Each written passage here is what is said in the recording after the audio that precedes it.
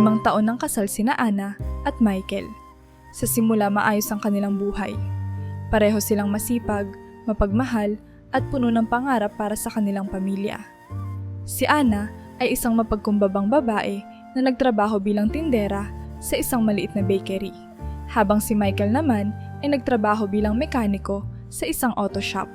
Hindi marangya ang kanilang buhay, ngunit sapat ang kita nila upang maitawid ang kanilang pang-araw-araw na pangangailangan. Ang kanilang munting tahanan ay puno ng halakhak at saya, lalo na nang dumating ang kanilang anak na si James, na ngayon ay 2 taong gulang na. Mahal na mahal nila ang kanilang anak. Para kay Anna, si James ang sentro ng kanyang mundo. Madalas niyang gawing inspirasyon ang musmos ng ngiti ng bata upang magpatuloy sa kabila ng pagod sa trabaho. Si Michael naman, sa kabila ng kanyang trabaho sa araw-araw, ay palaging nagbibigay ng oras upang makipaglaro kay James tuwing gabi. Sa paningin ng iba, sila ang perpektong pamilya. Hindi mayaman, ngunit masaya. Ngunit sa kabila ng kanilang ngiti, unti-unting nagbago ang takbo ng kanilang buhay. Si Michael, na dating masipag at maaasahan, ay unti-unting lumayo kay Anna. Hindi agad napansin ni Anna ang pagbabagong ito. Sa simula, akala niya ay simpleng stress lamang ito mula sa trabaho. Ngunit lumabas na ang dahilan. Si Michael ay naging malapit sa ilan niyang kaibigang mahilig magsugal. Noong una, sinubukan niyang lumayo, ngunit hindi nagtagal, natukso rin siyang sumali sa laro. Ang maliit na taya ay naging malaki, at ang kasiyahang dala ng sugal ay nauwi sa pagkagumon. Hindi agad naramdaman ang epekto nito sa simula. Nagagawa pa nilang maitago ang mga maliliit na utang mula sa mga pautang ni Michael sa kanyang mga kaibigan. Ngunit hindi nagtagal, nagsimulang maapektuhan ang kanilang pang-araw-araw na buhay. Ang ipon na inakala ni Anay para sa kinabukasan ni James ay unti-unting naubos. Ang kanilang budget para sa pagkain ay palaging kulang, at nagsimula na silang magbenta ng ilang gamit sa bahay upang maibsan ang kanilang mga gastusin. Michael, saan napunta ang pera natin? Akala ko magbabayad tayo ng kuryente. Tanong ni Anna, isang gabi nang makita niyang patay ang ilaw sa kusina. Sinagot siya ni Michael ng malamig. Ayos lang yan, sa susunod na linggo babayaran ko na. Ngunit alam ni Anna na hindi totoo ang sinasabi nito. Paulit-ulit na niyang narinig ang parehong pangako. Lumala pa ang sitwasyon nang dumating ang mga naniningil ng utang sa kanilang bahay. Ang maliliit na utang ni Michael ay naging malalaking halaga dahil sa interes. Hindi na mabilang ni Anna kung ilang beses siyang nagmakaawa sa mga naniningil upang bigyan sila ng palugit. Si James, na noon ay masiglang bata, ay unti-unting nawalan ng mga simpleng kasiyahan tulad ng laruan o masarap na pagkain. Ang mga ngiting dati natural sa kanyang mukha ay napalitan ng mga tanong na hindi kayang sagutin ni Anna. Nanay, bakit wala tayong ilaw sa bahay? Tanong ni James na nagpaiyak kay Anna sa gabi ring iyon, ni hindi na niya kayang sagutin ang kanyang anak. At sa loob-loob niya, nais niyang sisihin si Michael L. sa lahat ng ito. Ngunit sa kabila ng lahat, nanatili siyang umaasa na babalik ang dating Michael na minahal niya. Umaasa siya na ang kanilang pamilya ay muling magiging buo at masaya. Ngunit sa bawat araw na lumilipas, mas lumalala ang sitwasyon. Si Anna, na dati puno ng pag-asa, ay unti-unti nang nawawala ng lakas. Sa bawat gabi, habang mahimbing na natutulog si James, si Anna naman ay tahimik na umiiyak sa dilim. Iniisip kung paano nila muling mabubuo ang kanilang pamilya. At sa kabila ng lahat ng hirap, pinipilit niyang manatili para sa anak nilang si James. Ngunit ang tanong na patuloy na bumabagabag sa kanya. Hanggang kailan ko kakayanin ito? Ang masayang simula ng kanilang buhay ay naging umpisa ng isang matinding pagsubok na magpapabago sa takbo ng kanilang kapalaran. Lumipas ang mga buwan at tila tuluyang nawalan ng pag-asa si Anna at Michael na bumalik pa sa dati nilang buhay. Ang kanilang simpleng tahanan na minsan nilang itinuring na kanlungan ay unti-unti nang nawawalan ng laman. Isang gamit pagkatapos ng isa, ang mesa, ang lumang refrigerator, maging ang mga kurtina sa bintana ay naibenta na upang may maipambayad lamang sa utang o pambili ng pagkain. Ang mga pader na dati puno ng dekorasyon at alaala ay ngayon nanatiling hubad at malamlam. Si Ana, na walang ibang hangad kundi mapabuti ang buhay ng kanilang anak, ay halos hindi na makatulog sa kakaisip kung paano nila mapananatili ang pamilya. Si James, na noon ay isang masiglang bata, ay lumalaking walang kamuwang-muwang sa bigat ng kanilang dinadala. Subalit si Ana ay naririnig ang gutom na iyak ni James tuwing gabi, isang iyak na tila bumabaon sa kanyang puso. Sa kabila ng lahat ng hirap, hindi nagawang iwan ni Ana si Michael, ngunit mas lalong naging halata na ang kanilang mga desisyon ay nagiging sanhi ng kanilang pagkakalugmok. Sa bawat pagkakataong humihingi ng pera si Michael upang maibayad sa kanyang mga utang o ipangsugal, nagkakaroon ng mas malalim na lamat ang kanilang relasyon. "Michael, wala na tayong maibibigay pa," sabi ni Ana habang hawak ang natitirang pera nila isang gabi. "Ang natitira na lang ay para kay James." Ngunit ang sagot ni Michael ay palaging malamig. "Kaya ko pa itong ayusin. Kailangan lang natin ng isang pagkakataon." Ang pagkakataon na iyon ay hindi dumating. Dumating ang araw na kahit ang kanilang huling kaldero ay naisangla na rin. Dumami ang mga araw na halos tubig na lamang ang kanilang kinakain. At sa kabila ng lahat, si Ana ay nagpatuloy sa pag-asang makahanap ng solusyon. Subalit ang lahat ng opsyon ay tila naglaho na. Wala nang trabaho si Michael at ang mga kaibigan niyang sugarol ay unti-unti na ring nawala hanggang sa dumating ang pinakamasakit na sandali ng kanilang buhay. Isang gabi, habang iniinda ang gutom ni James, lumapit si Michael kay Ana. "Ana," mahina niyang sabi, "may kumakausap sa akin na gustong umampun kay James." Agad na natigilan si Ana. "Ano? Michael, hindi mo sineryoso yon, hindi ba?" Ngunit ang tingin ni Michael ay walang kasiguruhan. "Wala na tayong magagawa. Ano pa bang ibang paraan ang meron tayo?" Bumalot ang katahimikan sa kanilang maliit na tahanan. Sa bawat tibok ng puso ni Ana, parang nadudurog ang kanyang pagkatao. Lumipas ang maraming araw ng pagtatalo. Si Ana ay nagmakaawa, umiiyak, at pilit na hinahanap ang ibang paraan. "Michael, hindi ko kaya!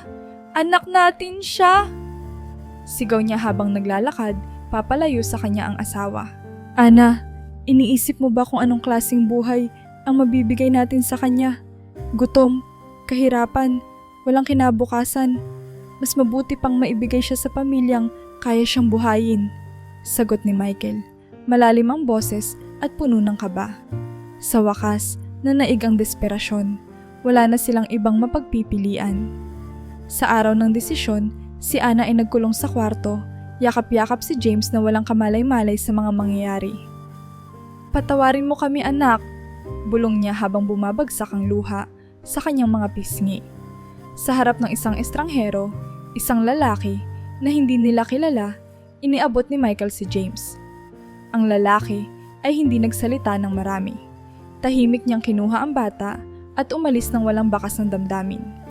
Si Ana, na hindi nagawang magpaalam ng husto, ay nanatiling nakaluhod sa sahig, umiiyak at nakatitig sa pintuan. Sa kanyang isipan, pilit niyang tinatanggap na ginawa nila ito para sa ikabubuti ng anak. Ngunit ang katotohanan iyon ay hindi nakabawas sa sakit na kanilang naramdaman. Ang tahanang dati puno ng tawanan ay napalitan ng tahimik na lungkot. Ang hidwaan sa pagitan ni Ana at Michael ay naging mas malalim pa, at sa bawat araw na lumilipas, tila nagiging dayuhan na sila sa isa't isa. Sa kabila ng lahat, isang tanong ang paulit-ulit na gumugulo sa isipan ni Ana. "Tama ba ang ginawa namin? O tuluyan na naming nawala ang aming anak?" Ang mga buwan na sumunod matapos nilang ipaampun si James ay tila naging mas malala pa kaysa sa naunang mga taon ng paghihirap. Si Ana, na pilit pang kumakapit sa natitirang lakas niya para magpatuloy, ay unti-unting nakaramdam ng kawalang pag-asa. Ang mga araw ay tila mahaba at puno ng lungkot. Ang bawat sulok ng bahay ay naging paalala ng kawalan ng anak at ng mga pagkakamaling kanilang nagawa. Si Michael, Sa kabila ng bigat ng kanilang sitwasyon ay hindi nagbago. Sa halip, lalo pang lumala ang kanyang mga bisyo. Ang pagsusugal na dati palihim lamang ay naging isang lantaran at walang patid na gawain. Tuwing gabi, siya ay aalis, dala ang natitirang pera nila o kung minsan ay nanghihiram na naman mula sa kung sino-sino. Minsan, uuwi siyang lasing, may amoy ng alak na bumabalot sa kanyang katawan, habang si Ana ay nananatiling gising, tahimik na umiiyak sa dilim. Michael, tama na. Paulit-ulit na pagsusumamo ni Ana. Nawala na sa atin si James. Ano pa bang gusto mong mawala? Ngunit ang kanyang mga salita ay tila nagbubunggo lamang sa isang pader. Ang dating Michael na mapagmahal at maalaga ay nawala na, at ang natira na lamang ay isang lalaking lulong sa bisyo. Lumayo ang loob ni Ana sa kanyang asawa. Ang init ng kanilang pagmamahalan na minsang nagpuno sa kanilang maliit na tahanan ay napalitan ng malamig na katahimikan. Sa tuwing magtatama ang kanilang mga mata, ang sakit at galit ay hindi na nila maikubli. Gayunpaman, si Ana ay nanatili. Sa kabila ng lahat, pilit niyang kinukumbinsi ang sarili na may natitira pang pag-asa na maaaring magbago pa si Michael. Baka pagod lang siya. Madalas niyang sabihin sa sarili habang pinipilit niyang unawain ang asawa. Ngunit sa kaloob-looban niya, alam niyang hindi na ito ang Michael na nakilala niya noong una. Isang araw, bumagsak si Michael sa harap ng kanilang bahay habang pauwi mula sa inuman kasama ang mga kaibigan. Napansin ito ng kanilang kapitbahay at dali-daling tumakbo papunta kay Ana. Ana! Si Michael! Bumagsak siya! Sigaw ng kapitbahay na humihingal. Nagpupumilit si Ana na buhatin ang asawa na tila nawalan ng malay. Mabilis niyang tinawag ang tricycle driver na malapit sa kanila upang dalhin si Michael sa pinakamalapit na ospital. Habang nasa sasakyan, hindi mapigilan ni Ana ang kanyang luha. Sa ospital, nakaupo siya sa isang malamig na bangko, naghihintay ng resulta mula sa doktor. Hindi niya alam kung anong dapat niyang maramdaman. Galit, awa, o takot. Ang isang bahagi niya ay gusto nang bumitiw, ngunit ang isang bahagi naman ay pilit pa rin kumakapit. Lumabas ang doktor matapos ang ilang oras, dala ang mga resulta ng pagsusuri. Ginang, kailangan po nating pag-usapan ang kalagayan ng inyong asawa, sabi ng doktor nang may mabigat na tono. Tumango lamang si Ana, pilit na pinapakalma ang sarili. Siya po ay may malalang kondisyon sa atay na dulot ng sobrang pag-inom ng alak. Kailangan po siyang mabantayan ng maigi, at kung hindi magbabago ang kanyang mga gawi, maaaring lumala pa ito, paliwanag ng doktor. Tumigil ang mundo ni Ana sa sandaling iyon. Sa isip niya, ang lahat ng sakit at hirap na dinanas nila ay tila hindi pa rin sapat upang tumigil si Michael sa kanyang mga bisyo. Umuwi si Michael mula sa ospital makalipas ang ilang araw, ngunit hindi pa rin siya tumigil sa kanyang mga bisyo. Kahit mahina at halatang hirap na ang kanyang katawan, wala pa rin siyang ginawang hakbang upang baguhin ang kanyang buhay. Para kay Ana, ang pag-asa na dating nagbibigay lakas sa kanya ay unti-unti nang naglaho. Sa kabila ng lahat, si Ana ay nanatili. Hindi niya alam kung bakit. Siguro dahil sa alaala ng Michael na minahal niya noon. Siguro dahil umaasa pa rin siyang magbabago ang asawa. Ngunit sa bawat araw na lumilipas, ang pagkakabuo ng kanilang pamilya ay tuluyang nagkakalamat at hindi na alam ni Ana kung hanggang kailan siya magtitiis. 2 taon ang lumipas mula ng unang madadiagnosis si Michael ng malubhang karamdaman sa atay. Sa kabila ng payo ng mga doktor at pagsusumamo ni Ana na magbago siya, nanatili si Michael sa parehong bisyo. Ang mga gabing lasing, siya ay nagpatuloy, bagamat naging mas madalang na dahil sa panghihina ng kanyang katawan. Habang palala ng palala ang kanyang kalagayan, tila lumulubog din si Ana sa dagat ng panghihinayang. Sa mga huling buwan ni Michael, hindi na siya nakapagtatrabaho. Halos hindi na rin siya nakakalakad ng maayos. Si Ana ang nag-asikaso ng lahat, mula sa pagpapakain, pagpapaligo, hanggang sa pagbabayad ng mga gamot na halos hindi na niya alam kung saan kinukuha ang pera. Ang maliit na ipon na dapat sanay para sa mga emergency ay naubos na, at pati ang tulong ng ilang kapitbahay ay hindi na sapat. Ana, pasensya ka na. Mahina at garalgal na boses ni Michael isang gabi habang inaalagaan siya ni Ana. Lahat ng ito kasalanan ko.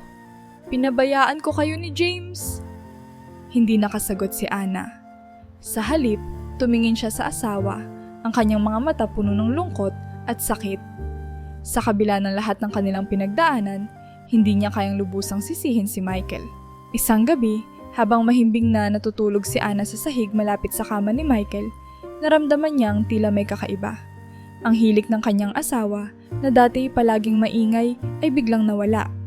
Agad siyang bumangon, sinuri si Michael at nakita niyang hindi na ito humihinga. Tumigil ang kanyang mundo sa sandaling iyon. Sa gitna ng kanyang pagkataranta, sinubukan niyang gisingin si Michael, ngunit hindi na ito sumagot. Tumawag siya ng ambulansya, ngunit nang dumating ang mga paramediko, wala na silang nagawa. Si Michael ay pumanaw na. Ang burol ni Michael ay tahimik at simple lamang. Hindi marami ang dumalo. Ilan lamang sa mga kapitbahay at dating kaibigan ang nagbigay ng kanilang pakikiramay. Si Ana ay nanatiling nakaupo sa tabi ng kabaong, walang imik at walang luha.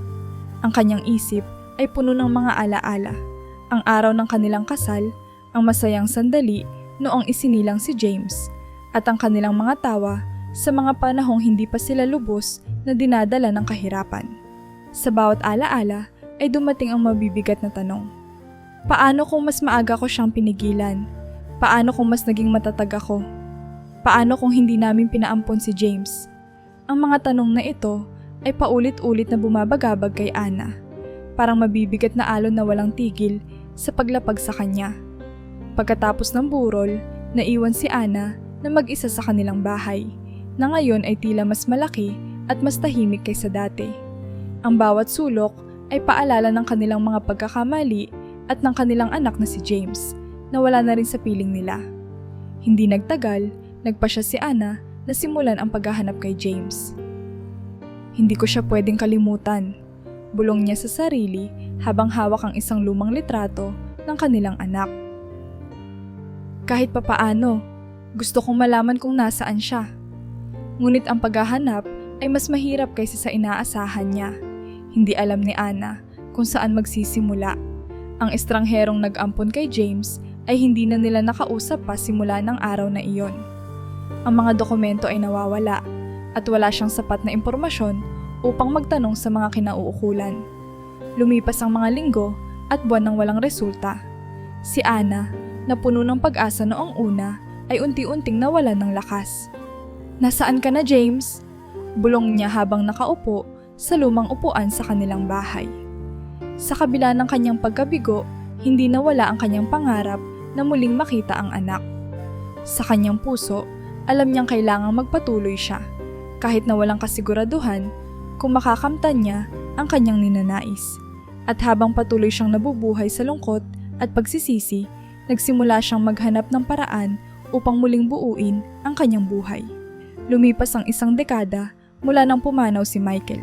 Sa paglipas ng panahon, si Ana ay patuloy na namuhay, ngunit ang bakas ng kanilang mga pinagdaanan ay nanatiling nakaukit sa kanyang puso.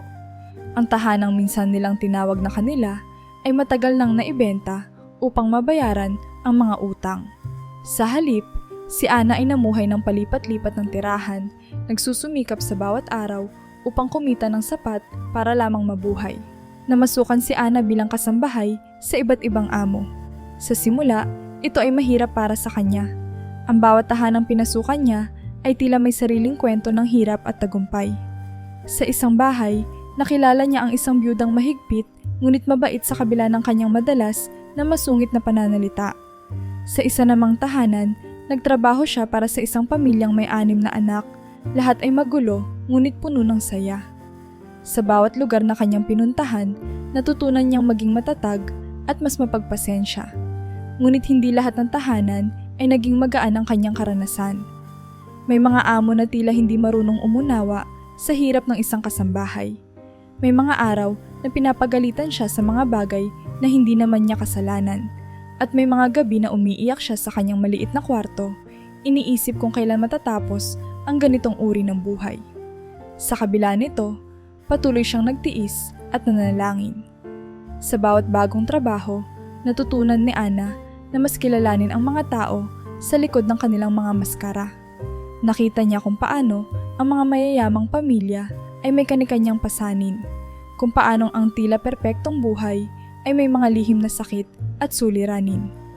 Sa mga pamilyang hirap din sa buhay, nakita niya ang malasakit at pagtutulungan na minsan niyang naramdaman noong buo pa ang kanyang pamilya. Isang gabi, matapos ang mahabang araw ng trabaho, napaupo si Ana sa gilid ng kanyang kama at napaisip tungkol sa kanyang nakaraan.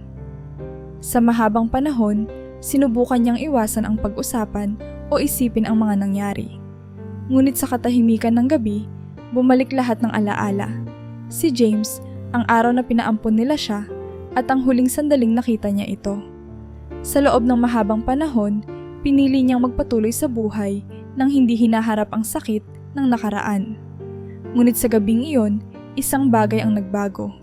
Unti-unti niyang naramdaman ang lakas ng loob na harapin ang kanyang nakaraan. Hindi ko na mababawi ang mga nawala, bulong niya sa sarili. Pero hindi ibig sabihin na hindi na ako maaaring magpatuloy.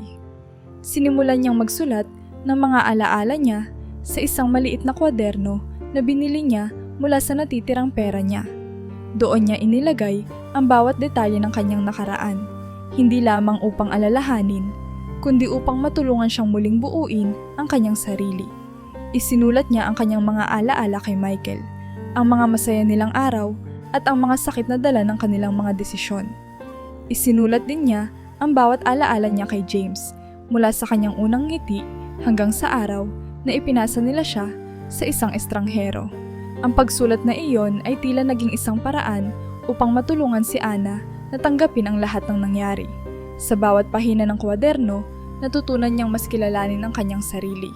Napagtanto niyang ang bigat ng kanyang nakaraan ay hindi kailanman mawawala, ngunit maaari siyang magpatuloy na mabuhay sa kabila ng lahat.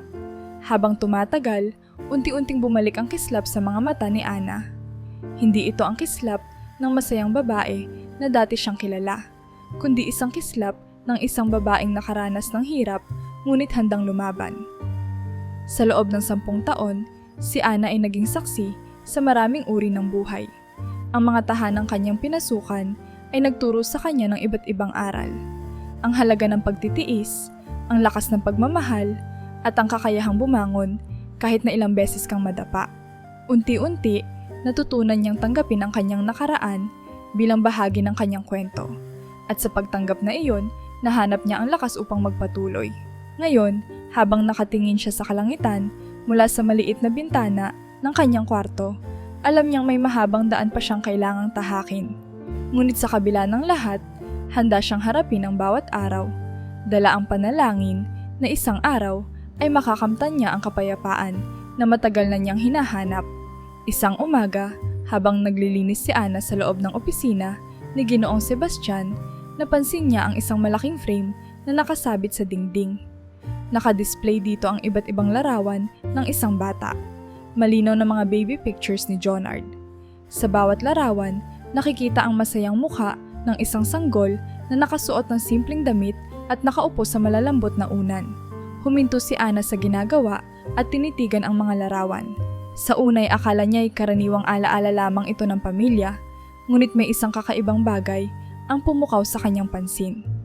Ang mukha ng sanggol sa mga larawan ay tila pamilyar. Hindi niya maipaliwanag ang nararamdaman, ngunit sa bawat detalye ng mga mata, ngiti at maliit na pisngi ng bata, parang may nagbubulong sa kanya ng isang bagay na hindi niya maunawaan. Habang pinagmamasdan niya ang mga larawan, biglang pumasok sa kanyang isipan ang imahe ni James, ang anak na matagal na niyang hindi nakikita. Napahawak siya sa dibdib, dama ang biglang bilis ng tibok ng kanyang puso. Imposible! Bulong niya sa sarili, ngunit hindi niya maiwasan ang ideya. Ang bata sa larawan at si James ay tila magkapareho, mula sa kanilang maliliit na mata hanggang sa kakaibang kurba ng kanilang ngiti. Nayanig si Ana sa kanyang natuklasan. Nagpatuloy siya sa paglilinis, ngunit hindi na niya maalis sa isip ang mga larawang iyon. Sinubukan niyang pigilan ang sarili sa pag-isip ng koneksyon, ngunit mas lalo lamang siyang naging hindi mapakali.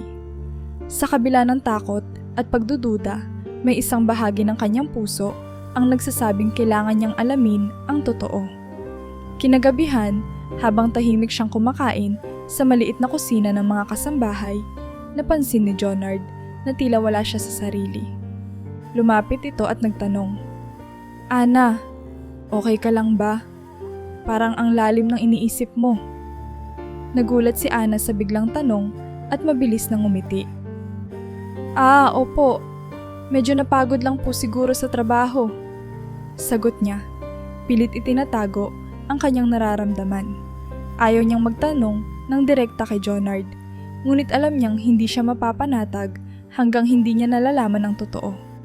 Makalipas ang ilang araw, nagsimula na siyang magtanong-tanong sa mga empleyado ng mansyon. Ginamit niya ang bawat pagkakataon upang alamin ang nakaraan ni Jonard. Maingat ang kanyang bawat galaw, sinisiguro niyang hindi ito halata. "Matagal na ba dito si Jonard?" Tanong niya minsan sa isang tagalinis habang nagtutulungan sila sa pag-aayos ng isang kwarto. "Oo naman, bata pa lang siya, dito na siya pinalaki ng ama niya. Siya ang pinakamamahal ni Ginoong Sebastian," sagot ng tagalinis. "Paano kaya napunta si Jonard dito?" Tanong niya ulit, tila kaswalang tono. "Hindi ko rin alam ang buong kwento. Pero sabi ng iba, inampun daw siya ni Ginoong Sebastian mula sa isang mahirap na pamilya. Parang gusto ng matanda na bigyan siya ng mas magandang buhay." Napatigil si Ana. Ang salitang inampon ay parang palaso na tumama sa kanyang dibdib. Biglang sumikip ang kanyang dibdib at hindi niya maipaliwanag ang nararamdaman. Ang lahat ng piraso ng impormasyon ay tila nagkakaugnay. Ang mga baby pictures, ang pamilyar na mukha ni Jonard, at ang kwento ng pag-aampon. Isang gabi, habang nag-aayos ng mga libro sa opisina ni Ginoong Sebastian, muling natagpuan ni Ana ang isang lumang album ng larawan. Nang buksan niya ito, nakita niya ang mas marami pang litrato ni Jonard noong bata pa siya. Sa isa sa mga larawan, nakasuot si Jonard ng paboritong pulang damit na halos katulad ng isinusuot ni James noon. Hindi na niya napigilan ng luha. "Siya nga ba ito? Siya ba si James ko?" Tanong niya sa sarili. Ang damdamin ni Ana ay magkahalong tuwa, takot, at kaba. Kung si Jonard nga si James, paano niya ito malalaman ng sigurado? Paano niya haharapin si Ginoong Sebastian, na kilalang mahigpit at malamig? At kung totoo nga ito, paano niya maipapaliwanag ang lahat ng nangyari? Sa gabing iyon, hindi mapakali si Ana. Sa bawat segundo, ramdam niya ang bigat ng kanyang nadiskubre. Sa loob-loob niya, alam niyang malapit na niyang malaman ang sagot sa tanong na bumagabag sa kanya ng higit isang dekada. Ngunit alam din niyang ang katotohanan ay maaaring magdala ng mga bagong hamon na hindi niya inaasahan. Kinabukasan, muling bumalik si Ana sa opisina ni Ginoong Sebastian, kunwari para maglinis muli ng mga alikabok. Ngunit ang totoo, inaasahan niyang muling makakita ng mga detalye na maaaring magpatibay sa kanyang mga hinala. Nang buksan niya ang isa sa mga drawer ng lamesa, natagpuan niya ang isang maliit na kahon na puno ng mga dokumento. Isa sa mga papel na naroon ay tila isang sertipiko ng pag-aampon. Ang pangalan ng batang inampon ay malinaw na nakasulat, Jonard Sebastian. Napakapit si Ana sa gilid ng lamesa, ramdam ang panginginig ng kanyang mga kamay. Hindi na siya makapagsalita habang binabasa ang bawat linya ng dokumento. Ang kanyang hinala ay unti-unti nang nagiging malinaw na katotohanan. Sa ilalim ng pangalan ng bata, nakasaad ang ilang detalye tungkol sa kanyang pinanggalingang pamilya. Bagamat limitado ang impormasyon, sapat na ang mga ito upang magdulot ng matinding pagkabigla kay Ana. Ang mga detalye ng petsa, lugar at iba pang impormasyon ay tumutugma sa araw at pagkakataong ipinaampon nila si James. Tila huminto ang oras para kay Ana. Pinilit niyang magpakatatag, ngunit ang bigat ng emosyon ay hindi niya maitatanggi. Nakaupo siya sa gilid ng mesa habang pilit niyang iniintindi ang dokumento. Si Jonard, si James, anak ko siya, bulong niya sa sarili. Ang katotohanang ito ay nagdulot ng magkahalong emosyon kay Ana. May bahagi sa kanyang puso ang punong-puno ng galak. Ang anak na matagal na niyang hinahanap ay nasa harapan lang pala niya sa lahat ng oras na iyon. Ngunit kasabay ng tuwa, ang matinding takot at guilt. Paano ko siya haharapin? Ano ang sasabihin ko sa kanya? Paano kung hindi niya ako matanggap? Habang bumabalot ang mga katanungang ito sa kanyang isipan, naramdaman niya ang bigat ng kanyang mga naging desisyon noon. Ang alaalang ipinaubaya nila si James sa isang estranghero ay bumalik sa kanya, mas malinaw at mas masakit kaysa dati. Bagamat alam niyang ginawa nila ito dahil sa desperasyon, hindi niya maiwasang sisihin ang sarili sa pagkawala ng kanilang anak. Ngunit higit sa lahat, naroon ang takot. Si Jonard, ang masayahin at mabuting binata na nagturing sa kanya nang maayos mula noong dumating siya sa mansyon, ay malayo na sa batang iniwan nila noon. Siya ngayon ay bahagi na ng isang mas marangyang buhay, at ang ama niyang si Ginoong Sebastian ay may kapangyarihan at impluwensya. Ano ang mangyayari kung malaman ni Jonard ang totoo? Hindi nagtagal, narinig ni Ana ang boses ni Jonard sa labas ng opisina. Agad niyang itinago ang dokumento sa drawer at siniguradong maayos ang lahat ng gamit sa paligid. Nang pumasok si Jonard, nakita niya si Ana na tila hindi mapakali. "Ana, ayos ka lang ba? Para kang namumutla," tanong nito, puno ng malasakit. Ngumiti si Ana, pilit na itinatago ang kanyang nararamdaman. "Opo, Sir Jonard, medyo napagod lang po siguro," sagot niya. Ngunit sa kabila ng kanyang ngiti, ramdam niyang malapit na siyang sumabog sa dami ng emosyong nararamdaman niya. Sa gabing iyon, habang nakahiga si Ana sa maliit niyang silid sa mansyon, hindi niya mapigilang balikan ang mga huling araw na kasama niya si James. Naalala niya ang matamis nitong ngiti, ang boses nito habang tinatawag siyang nanay, at ang mga pangarap na minsan niyang binuo para sa kanilang pamilya. Ngayon, ang batang iyon ay nasa harap niya. Malaki na, mabait, at tila hindi na siya kilala. Habang iniisip ang lahat ng ito, napagtanto ni Ana na wala ng ibang paraan kundi harapin ang katotohanan. Hindi niya alam kung paano niya sisimulan, ngunit alam niyang hindi niya maaaring hayaan na lumipas pa ang panahon nang hindi nalalaman ni Jonard ang kanyang tunay na pinagmulan. Sa mga sumunod na araw, si Ana ay nagpatuloy sa kanyang trabaho, ngunit hindi na niya maiwasan ang pag-iwas kay Jonard. Sa tuwing makikita niya ito, pilit niyang itinatago ang luha. Sa kanyang puso, alam niyang malapit na ang sandali ng kanilang paghaharap, ang sandali kung kailan masasagot ang tanong kung muling mabubuo ang pamilyang matagal nang nagawatak-watak. Ilang linggo matapos matuklasan ni Ana ang katotohanan tungkol kay Jonard, unti-unti na siyang hindi mapakali. Ang bigat ng lihim na kanyang dinadala ay tila lalong bumibigat sa bawat araw na lumilipas. Alam niyang hindi siya maaaring manatiling tahimik, ngunit hindi rin niya alam kung paano niya sisimulan ang pag-amin sa anak na matagal na niyang hinahanap. Ang pagkakataong iyon ay dumating ng hindi inaasahan. Isang umaga, habang nag-aayos si Ana sa opisina ni Ginoong Sebastian, muling binuksan niya ang drawer kung saan niya natagpuan ang dokumento ng pag-aampon ni Jonard. Sa kanyang pag-aalalang hindi siya mahuli, nagulat siya nang biglang bumukas ang pinto. Tumambad sa kanya si Ginoong Sebastian, ang malamig at matalim nitong tingin na agad bumalot sa buong silid. "Anong ginagawa mo dyan?" tanong ng matanda, mababa ngunit puno ng galit ang boses. Agad na nag-iba ang mukha ni Ana. "Pasensya na po, sir. Inaayos ko lang po ang mga gamit dito." Sagot niya, pilit pinapanatili ang kanyang mahinahon na tono. Ngunit tila hindi kumbinsido si Ginoong Sebastian. Nilapitan nito ang lamesa at napansin ang bahagyang nakausling papel sa drawer. Kinuha niya ito at tinitigan ng matagal. Mula sa ekspresyon ng mukha ni Ginoong Sebastian, alam ni Ana na may ideya na ito sa kanyang nalalaman. "Kanina pa kita pinapansin nitong mga nakaraang linggo," sabi ng matanda. Malamig ang boses. "At ngayon, narito ka. Naghahalongkat sa opisina ko. Ano ba talaga ang pakay mo rito?" Sa puntong iyon, hindi na nagawang magsinungaling ni Ana. Nanginginig, ibinuka niya ang kanyang bibig at sinabi ang totoo. "Ginoo, hindi ko po intensyon ang mangialam. Pero si Jonard, siya po ang anak ko. Siya po si James, Ang batang pinaampon namin ng asawa ko, maraming taon na ang nakalipas. Napatigil si Ginoong Sebastian.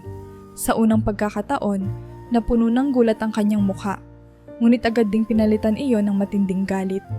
Ano ang sinasabi mo? Sinungaling ka! Sigaw niya, ang kanyang boses ay umalingaw-ngaw sa buong silid. Sir, hindi ko po nais ang kahit ano sa inyo. Hindi ko po ito ginusto. Pero si Jonard po talaga ang anak ko. Hindi ko lang po matiis na hindi malaman ang katotohanan. Paliwanag ni Ana, nanginginig pa rin. Ngunit tila bingi si Ginoong Sebastian sa paliwanag ni Ana. Ginagamit mo lang si Jonard. Akala mo ba't hindi ko nakikita ang plano mo? Gusto mong gamitin ang connection mo sa kanya para makapasok sa buhay ng pamilya ko. Ang mga salitang iyon ay tila kutsilyong tumama sa puso ni Ana. Hindi po totoo yan. Sigaw niya, ngunit si Ginoong Sebastian ay hindi tumigil. Alam mo ba kung gaano ko kamahal si Jonard? Pinalaki ko siya ng may dignidad at respeto. At ngayon, narito ka para angkinin siya. Hindi ko papayagan. Sa gitna ng tensyon, dumating si Jonard. Nagtataka sa malalakas na boses mula sa opisina ng kanyang ama. Agad niyang nakita ang luhaang si Ana at ang galit na si Ginoong Sebastian. Anong nangyayari dito? Tanong ni Jonard. Ang boses niya ay puno ng pag-aalala. Jonard, lumayo ka sa babaeng ito, utos ni Ginoong Sebastian. Sinungaling siya! Sinasabi niyang ina mo siya! Nagulat si Jonard sa narinig. Napatingin siya kay Ana na hindi makatingin ng diretso sa kanya. Ana, totoo ba to? Tanong niya. Ang boses niya ay puno ng alinlangan. Sa wakas, dahan-dahang tumango si Ana. Oo, Jonard. Matagal na kitang hinahanap. Ikaw si James, ang anak ko. Natahimik ang silid. Si Jonard ay tila hindi makapaniwala sa kanyang naririnig. Ngunit sa halip na magalit, nakita ni Ana sa mga mata nito ang isang emosyon na hindi niya inaasahan. Awa. Bakit mo ako iniwan? Tanong ni Jonard. Mahina ngunit puno ng sakit. Hindi namin ginusto. Wala kaming magawa noon. Napilitan kaming ipaampon ka dahil sa matinding kahirapan. Paliwanag ni Ana. Lumuluha. Habang si Jonard ay pilit inuunawa ang sitwasyon, muli na namang sumingit si Ginoong Sebastian. Hindi mo kailangang pakinggan ang mga kasinungalingan niya, Jonard. Ako ang nagpalaki sa'yo at ako lang ang may karapatan sa'yo. Ngunit sa pagkakataong ito, pumagit na si Jonard. Ama, tigilan mo na. Gusto kong marinig ang lahat. Karapatan ko iyon. Ang paninindigang iyon ni Jonard ay nagdulot ng tensyon sa pagitan nilang magdad. Si Ginoong Sebastian, bagdad puno pa rin ng galit, ay hindi nagawang tumutol sa anak. Para kay Jonard, ito ang simula ng isang malaking pagbabago sa kanyang buhay. At para kay Ana, ito ang simula ng paghaharap sa matagal na niyang kinakatakutan. Ang buuin ng sirang relasyon sa anak na matagal nang nawala sa kanya. Makalipas ang ilang buwan, mula nang mabunyag ang katotohanan tungkol sa pagkatao ni Ana bilang ina ni Jonard, ang tensyon sa mansyon ay unti-unting nagbago. Bagdalit matagal bago lumambot ang puso ni Ginoong Sebastian, hindi maikakaila na ang hindi maikakailang koneksyon ni Ana kay Jonard ay nagdala ng pagbabago sa kanilang tahanan. Sa mga unang linggo, nanatili ang lamig ng pakikitungo ni Ginoong Sebastian kay Ana. Madalas niya itong iwasan, at kung hindi man ay pinapakita niya ang kawalan ng tiwala sa mga kilos nito. Sa kabila nito, nanatiling mapagpakumbaba si Ana. Hindi siya gumanti ng anumang salita sa matanda, kahit na minsan ay ramdam niya ang bigat ng puot nito. Sa halip, tahimik niyang ipinakita ang kanyang dedikasyon sa trabaho at ang kanyang pagmamdadhal kay Jonard. Si Jonard, sa kabilang banda, ay naging tulay upang mapanatili ang kapayapaan sa kanilang tahanan. Sa kabila ng bigat ng sitwasyon, pinilit niyang intindihin ang magkabilang panig. Para sa kanya, mahalaga si Ginoong Sebastian bilang dad na nagpalaki at nagbigay sa kanya ng magandang buhay. Ngunit hindi rin niya maitanggi ang koneksyon na nararamdam niya kay Ana, ang tunay niyang ina. Isang araw, habang magkasdad sina Ginoong Sebastian at Jonard sa opisina, biglang napunta ang usapan sa nangyari ilang buwan na ang nakalilipas. "Dad," sabi ni Jonard, "alam kong galit ka pa rin kay Ana, pero sana subukan mo siyang unawain. Hindi niya ginusto ang mga nangyari noon." Tumingin si Ginoong Sebastian sa anak at sa unang pagkakataon may bahagyang lungkot sa kanyang mga mata. "Hindi ko siya lubos na pinagkakatiwalaan, Jonard. Hindi ganoon kadali para sa akin na tanggapin ang lahat ng ito." "Alam ko po, Dad," sagot ni Jonard. "Pero hindi ba't ginawa niya ang lahat ng makakaya niya para hanapin ako? Hindi siya humingi ng kahit ano mula sa atin. Gusto lang niyang maibalik ang relasyon na matagal nang nawala." Ang mga salitang iyon ay tila tumdad kay Ginoong Sebastian. Sa mga sumunod na linggo, nagsimula siyang pag-isipan ang lahat ng nangyari. Unti-unti, napansin ni Ana ang pagbabago. Ang malamig na mga titig ni Ginoong Sebastian ay hindi na kasing talim gaya ng dati. Ang mga salita nito, bagda't may distansya pa rin, ay nagkaroon na ng bahagyang lambing. Isang gabi, habang naglalakad si Ana sa hardin upang magpahangin, nakita niya si Ginoong Sebastian na nakaupo sa isang upuan malapit sa fountain. Nagulat siya nang bigla itong nagsalita. "Ana, maupo ka rito." Naupo si Ana, nanginginig pa rin sa kaba. Hindi niya inaasahan ang kilos na iyon mula sa matanda. Tumigil sa pagsasalita si Ginoong Sebastian sa ilang saglit, tila iniisip ang tida ding sasabihin. "Maraming taon ko nang iniisip na si Jonard ay anak ko sa lahat ng aspeto. Ako ang nagpalaki sa kanya, Ana. Kaya hindi ko lubos na maintindihan ang pakiramdam na may kahati ako." Hindi alam ni Ana kung ano ang isasagot, kaya't nakinig lamang siya habang patuloy na nagsasalita si Ginoong Sebastian. "Pero naisip ko rin, walang magulang na maghahanap sa kanyang anak ng walang dahilan. Alam kong mahal mo siya at siguro'y oras na para tanggapin ko iyon." Hindi napigilan ni Ana ang pagpatak ng kanyang luha. "Salamat po," mahina niyang sabi. "Hindi ko po nais na agawin siya sa inyo. Alam kong kayo ang nagbigay sa kanya ng buhay na hindi namin maibigay noon. Hiling ko lang ay maging bahagi ulit ng buhay niya." Simula noon, unti-unti nang naging maayos ang samahan ni na Ana at Ginoong Sebastian. Bagamat hindi naging ganap ang kanilang relasyon bilang magkaibigan, sapat na ang respeto at pag-unawa upang magbigay ng kapayapaan sa kanilang tahanan. Dahil sa pagbabagong ito, mas naging malapit si Jonard kay Ana. Nagsimula siyang magtanong tungkol sa kanyang nakaraan, sa simpleng buhay na pinagmulan niya, at sa mga alaala ni Ana noong siya ay bata pa.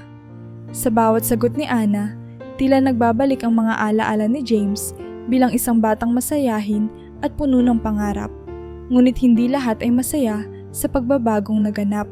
Ang ibang empleyado sa mansyon ay hindi maikubli ang pagkainggit kay Ana. Para sa kanila, isa lamang siyang katulong na nagkaroon ng mas mataas na posisyon dahil sa kanyang relasyon kay Jonard. Ang mga usap-usapan ay kumalat, ngunit hindi ito pinansin ni Ana. Para sa kanya, ang mahalaga ay ang muling pagbubuo ng kanilang pamilya. Sa kabila ng mga inggit at paninira, masaya siya sa mga simpleng sandali na kasama si Jonard. Sa bawat ngiti at tawa ng kanyang anak, naramdaman niyang unti-unting bumabalik ang piraso ng kanyang pusong matagal nang nagkapira-piraso. Ang pamilya, bagamat hindi perpekto, ay muling naging buo. Sa piling ni Jonard at sa unti-unting pagtanggap ni Ginoong Sebastian, natagpuan ni Ana ang panibagong pag-asa.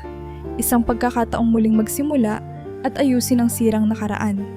Habang unti-unting naging maayos, ang samahan ni na Ana, Jonard at Ginoong Sebastian, nagsimula namang kumalat ang mga bulong-bulungan sa loob ng mansyon. Ang ibang empleyado at ilang kakilala ni Ginoong Sebastian ay hindi maitatago ang kanilang pagkainggit kay Ana. Para sa kanila, isa lamang siyang dating kasambahay na bigla na lamang naging bahagi ng pamilya. Ang pagtrato sa kanya bilang ina ni Jonard ay tila hindi nila matanggap, lalo na ang mabilis na pagbabagong dulot nito sa buhay ni Ana. Ang intriga ay nagsimula sa mga tahimik na bulungan. Hindi kaya ginagamit lang niya si Jonard para makuha ang yaman ng pamilya? Sabi ng isang kasambahay habang nag-aayos ng mga bulaklak sa hardin. Oo nga, sagot ng isa. Napakabilis ng lahat, hindi ba? Dati, halos hindi mo siya mapansin. Ngayon, parang may espesyal na posisyon na siya dito. Ang mga bulong-bulungan ay hindi nagtagal sa mga empleyado lamang. Ang ilang malalapit na kasosyo ni Ginoong Sebastian sa negosyo ay nagsimulang magtanong. Sebastian, sigurado ka ba sa babaeng iyon? Baka sa huli, problema lang ang dalhin niya sa pamilya mo. Sabi ng isa sa kanila sa isang pagtitipon. Bagamat hindi niya ito pinapakita, naramdaman ni Ginoong Sebastian ang bigat ng mga tanong at opinyon mula sa kanyang paligid. Isang bahagi ng kanyang isip ang nagtatanong rin. Tama bang binigyan niya ng puwang si Ana sa buhay nila? Ngunit sa kabila nito, naalala niya ang mga pag-uusap nila ni Jonard. Ang pagmamahal ng binata para sa kanyang tunay na ina at ang dedikasyong ipinakita ni Ana. Unti-unti, natutunan niyang balewalain ang mga sinasabi ng iba. Si Ana, sa kabila ng tahimik niyang disposisyon, ay hindi nakaligtas sa mga masasakit na salita. May mga pagkakataon na naririnig niya ang mga empleyado na nag-uusap tungkol sa kanya habang naglilinis siya. Mukhang nabili na niya ang pabor ni Jonard, pero hindi niya magagawa yan kung hindi siya magaling mambola, sabi ng isa. Bagamat nasasaktan, pinipili ni Ana na magpatuloy sa kanyang trabaho at huwag nang sagutin ang mga ito.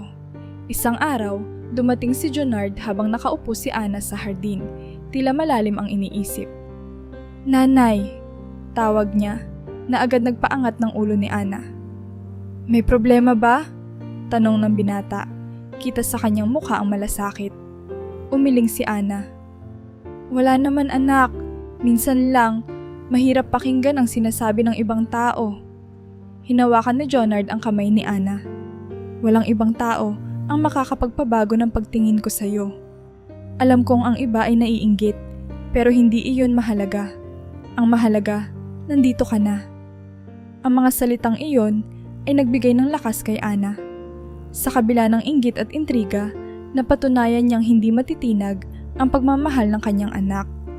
Si Jonard ay naging isang sandigan sa mga panahong tila lahat ng tao sa paligid ay tumitingin ng masama sa kanya. Ngunit hindi natapos ang intriga. May mga pagkakataon na sinasadyang ibinabaling ang mga pagkakamali sa mansyon kay Ana. Isang gabi, isang mamahaling vase ang aksidenteng nabasag. Agad itong ibinintang ng isang kasambahay kay Ana. Siya ang huling tao sa kwarto. Siguro, hindi niya sinasadyang mabangga ito, sabi ng kasambahay kay Ginoong Sebastian. Ngunit bago pa man makapagsalita si Ana, pumasok si Jonard sa silid. Huwag ninyong bintangan ng nanay ko nang walang pruweba, sabi nito ng mahigpit. Kung may problema, tingnan muna natin ang katotohanan bago maghusga. Sa sandaling iyon, tila nawala ang lakas ng loob ng mga nagnanais na sirain si Ana. Ang suporta ni Jonard ay malinaw at hindi matitinag. Alam nilang hindi basta-basta masisira ang relasyon ng mag-ina. Habang lumilipas ang mga araw, mas naging matatag si Ana sa harap ng mga pagsubok. Ang mga intriga at inggit ng ibang tao ay hindi na ganoon kasakit para sa kanya. Napagtanto niyang ang pinakamahalaga ay ang relasyon niya kay Jonard at ang pagtanggap ni Ginoong Sebastian. Bagamat nanatili ang inggit ng ilang tao, ang katotohanan ay hindi nila mababago. Si Ana ay bahagi na ng pamilya, at sa kabila ng lahat ng balakid, nananatili siyang matatag, isang patunay ng kanyang lakas at dedikasyon bilang ina. Makalipas ang isang taon, mula nang tanggapin ni Ginoong Sebastian si Ana bilang bahagi ng kanilang pamilya, unti-unting bumaba ang kalusugan ng matanda. Sa kabila ng kanyang malakas na panlabas na anyo, hindi maitatangking tumatanda na siya, at ang kanyang katawan ay hindi na nakakasabay sa bigat ng mga responsibilyama sa negosyo at pamilya. Madalas siyang nagpapahinga sa opisina o sa hardin, at kahit hindi niya ito sinasabi, ramdam ni Ana at Jonard na may mali. Jonard! Isang gabi tinawag ni Ginoong Sebastian ang kanyang anak habang sila ay magkasama sa opisina. Kailangan mo ng paghandaan ng kinabukasan. Hindi ko alam kung hanggang kailan ko pa kayang alagaan ang lahat ng ito. Nagulat si Jonard sa bigat ng mga salita ng kanyang ama. Ama, huwag kang magsalita ng ganyan. Malakas ka pa naman. Marami pa tayong magagawa ng magkasama. Sagot niya, pilit tinatago ang kanyang pag-aalala. Ngunit tumango lamang si Ginoong Sebastian, tila alam niyang ang katotohanan ay hindi na maitatago. Sa mga sumunod na buwan, naging mas malala ang kalagayan ng matanda. Kadalasan, hindi na siya makapagtrabaho ng maayos. Dumalas ang kanyang mga konsultasyon sa doktor, ngunit sa kabila ng mga gamot at payo ng mga espesyalista, lalong humina ang kanyang katawan. Isang araw, tinawag ni Ginoong Sebastian si Ana sa kanyang silid. Nakahiga siya sa kama. Mahina, ngunit malinaw ang kanyang pananalita. "Ana," sabi niya, "alam kong hindi naging madali ang ating simula.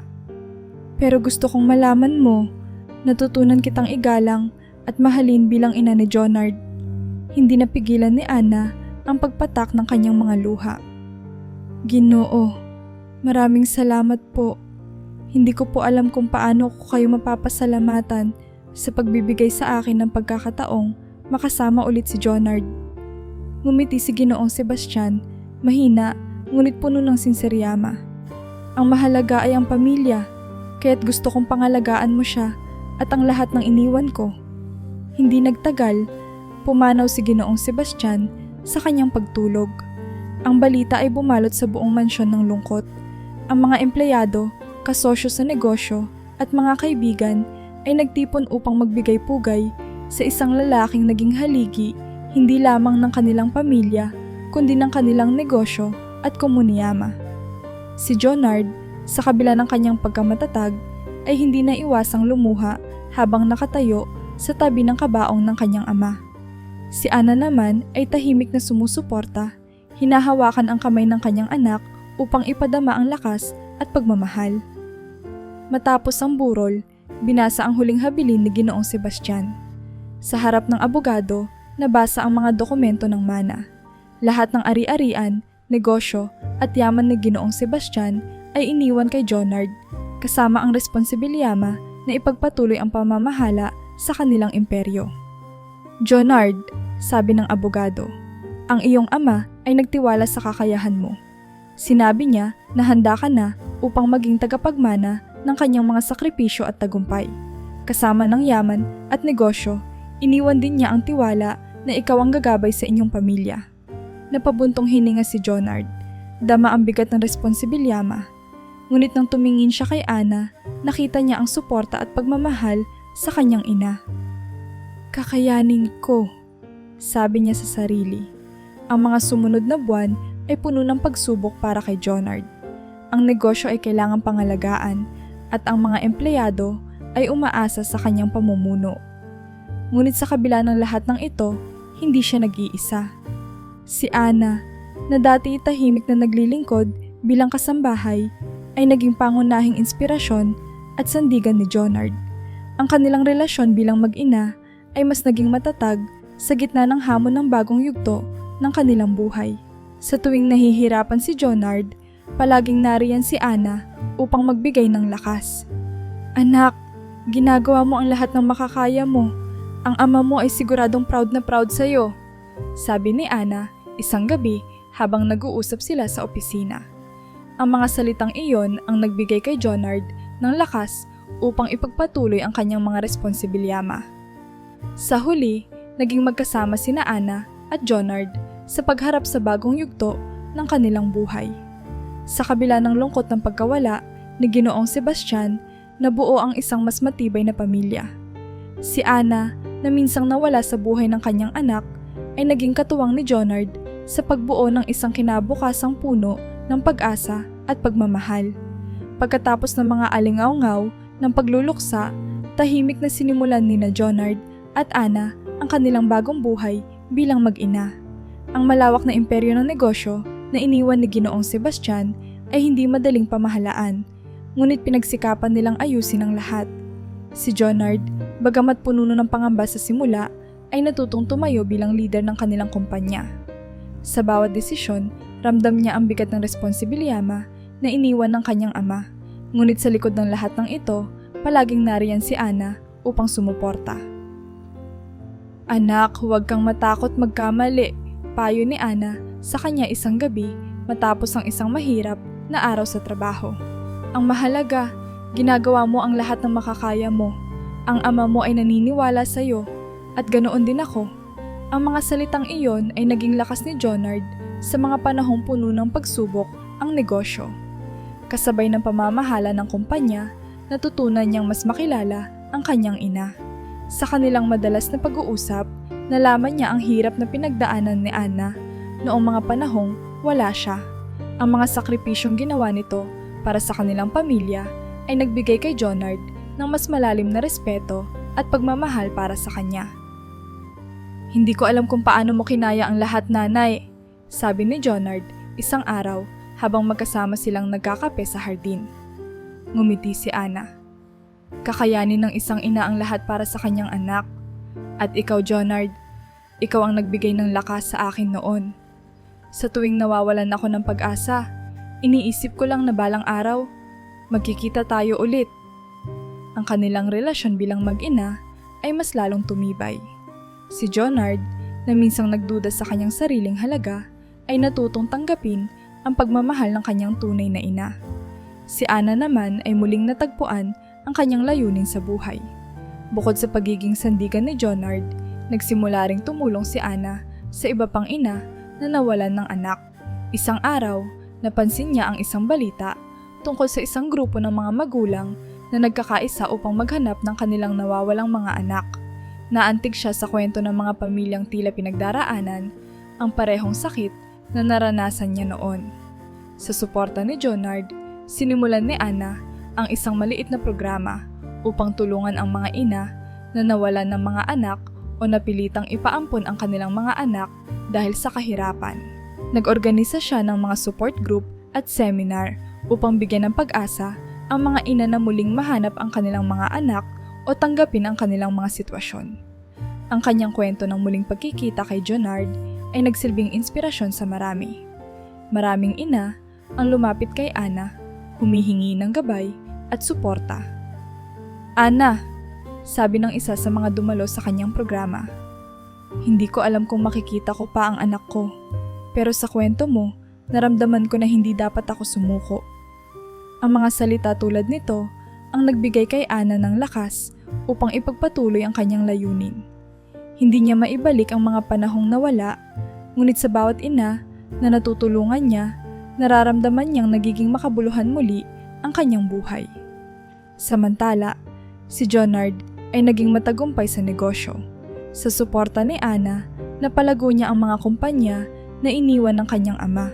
Ngunit sa kabila ng abalang buhay, sinigurado niyang maglaan ng oras para sa kanyang ina. Madalas silang mag-usap tungkol sa mga plano para sa negosyo at sa mga pangarap nila para sa hinaharap.